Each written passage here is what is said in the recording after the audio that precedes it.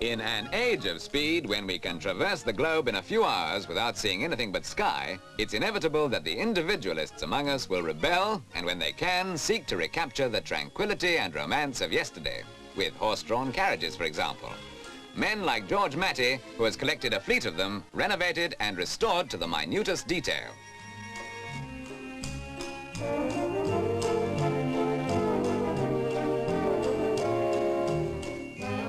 Postilion boots over 100 years old are characteristic of the equipment and dress of a bygone age. But this stable at Goring-on-Thames is not merely a museum.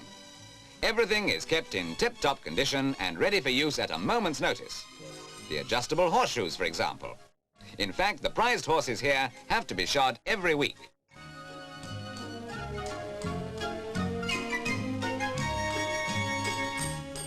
The hobby was started quite by chance when, upon his retirement in 1948, Mr Matthey was presented with a pair of van horses. With a friend, he decided to find and restore as many carriages as they could from the last century and horse them all.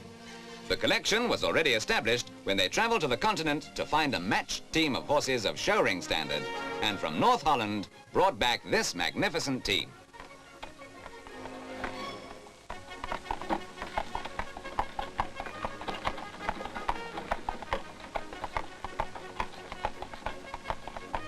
The traditional coach horn, by the way, is 52 inches long, which must have made it quite handy for crowning some unsuspecting highwayman over the head. These days, of course, we don't have highwaymen, but we do have a coach service along the beautiful Thames Valley run by Mr Matthey at weekends.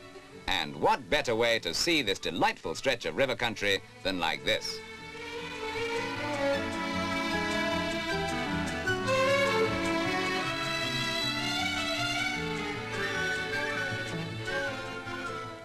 The coach, called, as you may have noticed, Perseverance, was built in 1870 and used on the London Dorking Run. It was found in 1955, sadly neglected in a barn in Essex, and restored by Mr Matthey to its present splendour.